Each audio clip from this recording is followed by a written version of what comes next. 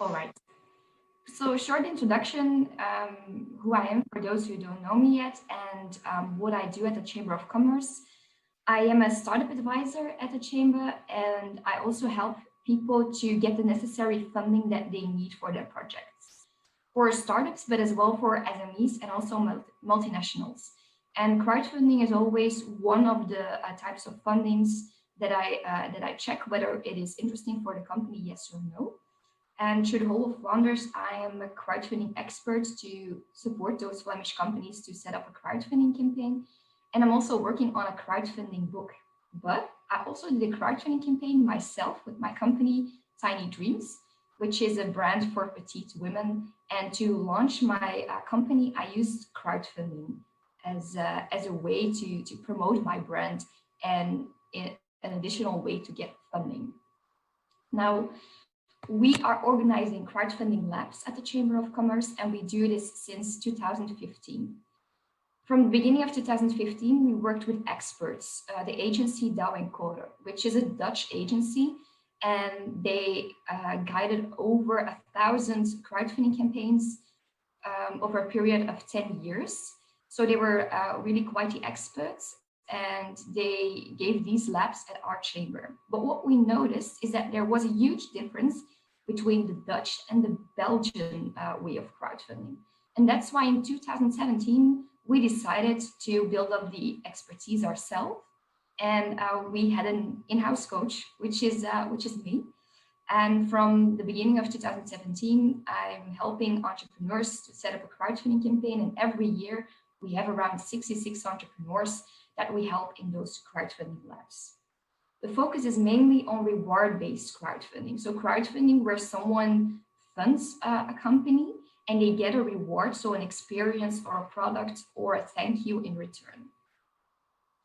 Of course, there are other types of crowdfunding, but reward-based is the most interesting for startups. I also help larger companies in those crowdfunding labs to do a lending-based and equity-based campaigns. But the bigger part of the cases are reward-based. Why? Because if you do a lending or equity-based campaign in Belgium, you have to be able to show them your numbers from the last 2 years. So it's not really the ideal thing to do for a startup because they can't show any numbers yet. What are those crowdfunding labs? Well, those are 4 sessions in a period of 2 to 3 months. And you also get individual coaching and peer-to-peer insights because we work with a group of like-minded entrepreneurs who all want to launch a crowdfunding campaign in the same period. And in the workshop, we also stimulate people to give feedback on each other. And we also make sure that the projects are from different industry so that there are no competitors in the same lab together, so that people can give feedback freely and they feel like they're in a confidential environment. To help the entrepreneurs structure the process of crowdfunding, because it's quite an intense process, we also developed a crowdfunding toolkit. The people who heard my presentation in Bulgaria, they know we also made up a startup toolkit, and the same we have for crowdfunding. I'm going to show it to you later. Just a quick info on the prices. People pay to enter the crowdfunding labs, but they're we work with subsidies. So students, they only have to pay 50 euros, startups 75 euros, and other companies, they pay 550 euros to participate in crowdfunding lab.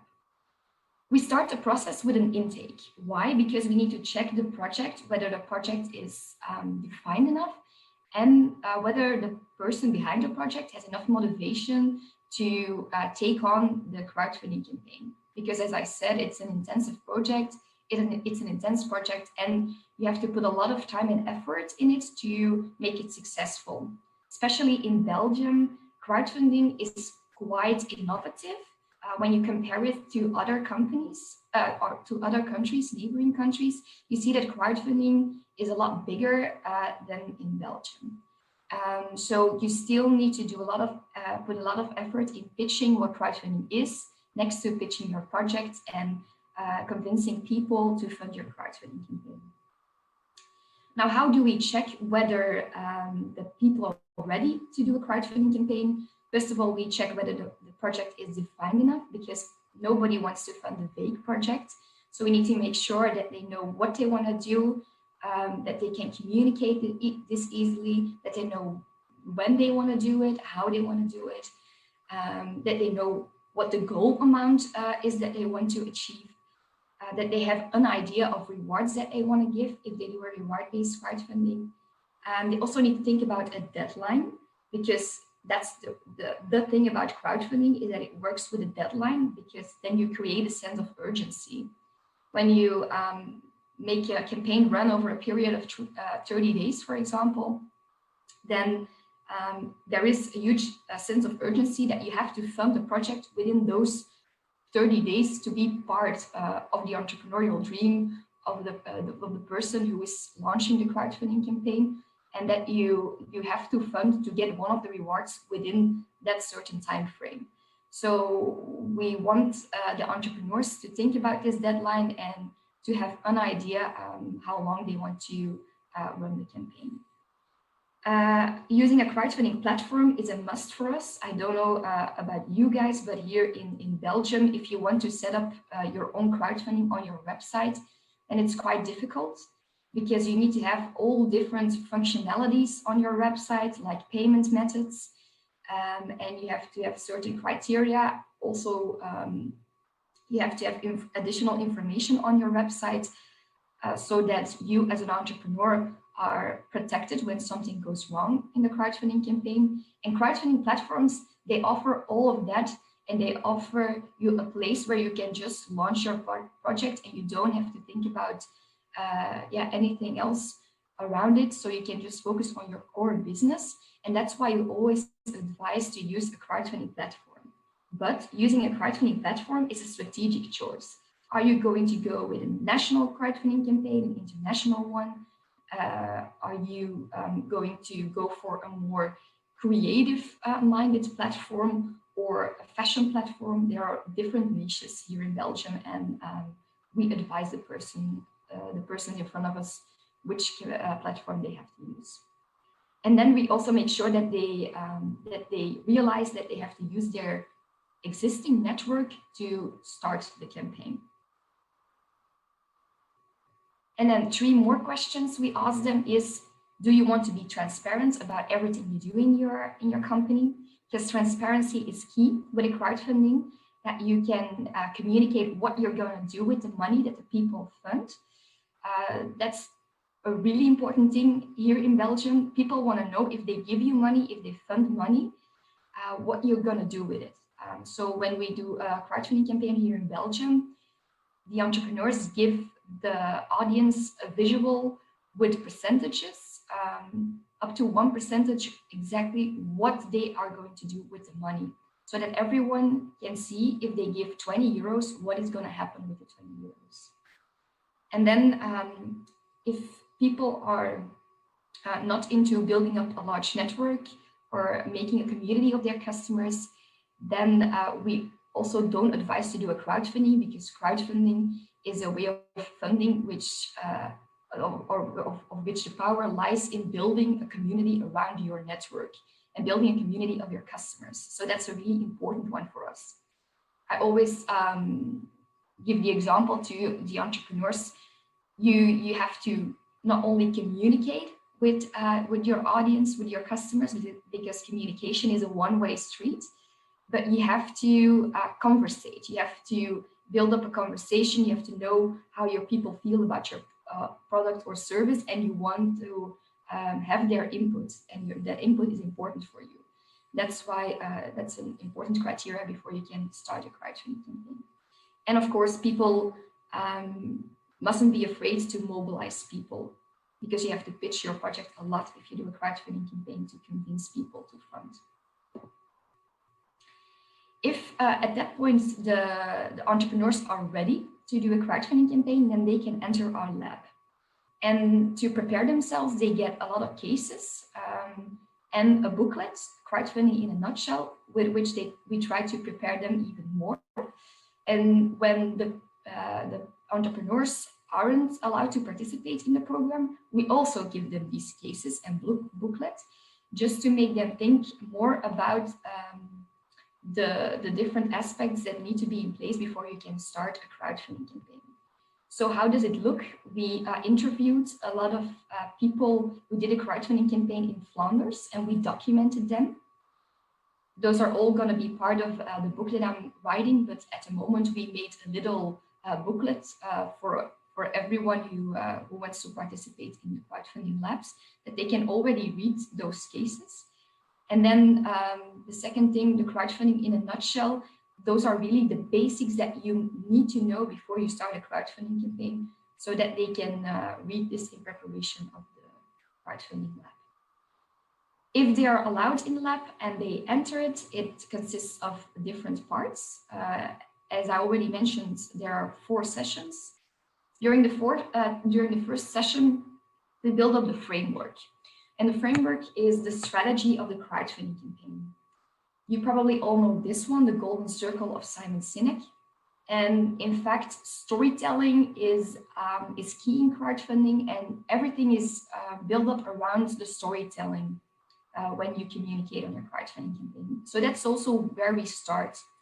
So in this theory of the golden circle, Simon Sinek says, well, a lot of people, when they talk about their company, they say what they do, how they do it, and sometimes, but almost never, why they do it. Whereas you have to start with why you do something, then how you do it, and in the end, present your product or service. And that's also how we work. But in crowdfunding, there's an extra element. You also have to be in the spotlight yourself as an entrepreneur. So we also use the personal side, the personal story to highlight in the crowdfunding campaign. How we start with this framework, it's through a crowdfunding canvas, which is the first tool in our crowdfunding toolkit. It's based on the business model canvas, but it has a lot of different topics. So as you can see, it's in Dutch, but those are all the things that we cover in a crowdfunding lab, and those are all the things that you need to build up the framework. So the why, what, you have the rewards. The others are platform, then you have promotion. On the right, you have target audience, and then at the bottom, you have the costs and the goal amount on the other side. So why and what, that's always where we start. And then, of course, you have to mobilize people. You have to make sure that when you go online, when you launch your campaign, that people are like, yeah, I want a fund, I'm ready, I'm sitting here, and you have to create a first kickstart. And that the kickstart is really necessary is proven by some research that they did on crowdfunding, on 100 crowdfunding campaigns. And they concluded that in 89 that they could see from the first 4 hours from the activity that there was on the crowdfunding campaign, so the number of funders and the amount of money funded, whether the project was going to be successful, yes. So the first 4 hours are crucial. That's why your existing network, your inner circle, is really, really important. And to help them structure what they have to do after targeting the inner circle, we build a crowd fire, which is a metaphor for how you approach people when you do a crowdfunding campaign. And you can easily see that you have to do it in phases. So we help them to cover every phase, make sure that they know when crowdfunding campaign that they have to contact them. And then we have 2 special funders that we identified who are really important for the success of your crowdfunding campaign. Crowd ambassadors, people with a large network who want to promote your crowdfunding campaign, and crowd investors, individuals who really believe in your project, whom you make a cool personal customized reward for, and who give you a certain sum of money because they believe in what you're doing. Are we looking so much at communication also on a personal level and putting the entrepreneur in the spotlight? Because this is one of my favorite taglines. There's no B2B or B2C anymore. It's almost all human to human. People buy from people, and that's really crucial with the crowdfunding campaign, because there you can see also the people behind the project. And the third step that we cover is we go through all the communication. So we help entrepreneurs to build up a conversation instead of purely communication. We work on a lot of elements in the communication. I'll name one of them, which is positive framing, where you will always frame a message positively, because also research has proven that when you frame something positively, that you have a higher revenue, that more people buy from you. So that's something that we check on, but also other elements. We build up a press kit with them so they know how to do press communication. We check the look and feel, we give them do's and don'ts, and we help them to put together a list to approach the media. And all of this is reviewed by me, so by the coach. So I will give feedback even on word level, so their texts are on point. And the fourth step is filling in the crowdfunding page. So making a video, building a good story and writing a text, getting the rewards straight and making sure that the rewards are formulated attractively.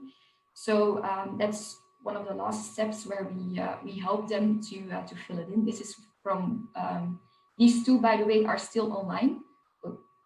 So the first one is a Drunken Sailor board game on the platform Ulule, which is from a student entrepreneur that I'm coaching. And she made a board game where people really learn a lot about each other in do challenges and deeper questions. And it's all in pirate theme. She already managed to get her goal, but she's still going.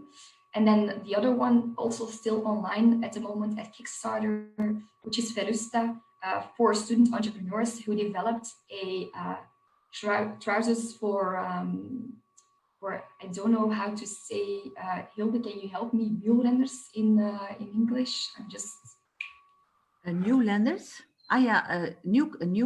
Wielrenner. Ah, no, cyclists. The cyclists, yeah, for cyclists. We all know, because there are at least 3 big cyclist fans in this group that is listening. Yeah. So they need to know about this project. That's why I put it in, because I know Andras was crazy about cyclists. So they're a really cool project. So the trousers, what do? They protect cyclists from falling, because if or not protecting them from falling, but they protect them when they fall. So normally, as a cyclist, when you hit the surface, you get more like a burn wound and a really deep wound, and most of the time it's at the hips, because that's where the impact goes. But those trousers, they have a special technology where they can absorb not only the shock, but also the sliding over the asphalt, so that you don't have wounds that are really deep. So they did a test, and they tested that you can slide 16 seconds, which is quite long for a fall, without having any scratch. So those are really high technological pants, and they are doing a Kickstarter campaign at the moment. So you can still, I think you can still fund a couple of days now. So you have to be quick, but really cool project of students that I also coached to build up their startup. I met them 3 years ago, and they also did a crowdfunding lab 3 years ago, just also to show you that for some campaigns, even when they did it 2 years ago, it takes quite a long period to prepare a good crowdfunding campaign, because you have to make sure that if you do a campaign on Kickstarter, for example, that your product is on point, that you have the necessary manufacturers, that the communication is there, and that you have the branding that you want to enter the market with. We also review the video, all the rewards, all the texts. So that's also something that we do in the labs. Then I'm gonna give you a quick insight in the crowdfunding toolkit. So at the moment we're doing digital labs, so they get it sent at home, the entrepreneurs. As you already saw the crowdfunding canvas, these are the other tools. So a crowdfire to build up your communication and how you have to, and to whom you have to communicate. then a tool to help you choose the right platform for you, and a tool to build up your rewards for your campaign. Another thing that's in the crowdfunding toolkits are trigger questions. So the toolkit is full of cards with which the person can work on their crowdfunding campaign when they're at home, not in the labs, because in the labs we help them, we structure brainstorms, we can give feedback, we can give insights from other entrepreneurs, but when they're home, to prevent them from just letting the crowdfunding be, we want to activate them, and we do this through these trigger questions. We only have them in Dutch so far, so sorry, those are in Dutch, but I'll translate one for you. But those are some examples of trigger questions. So we have 4 topics within those trigger questions. We have community tips and tricks to activate them to work on the community building. We have press kit tips to help them to reach out to the press. We have midterm strategy tips. Those are the green ones, and they help you to give your campaign a boost when you're in the middle of your campaign. Because what we see is that a crowdfunding campaign traditionally starts really well with a lot of fundings, but then tends to slow down in the middle of the campaign, and then takes a boost at the end. So we need some strategies in the middle to boost the campaign once again. And here the tip we gave, for example, is make a list of stretch goals. So extra goals where you can where you activate the crowds, where you tease them to go the extra mile and once again fund in your project.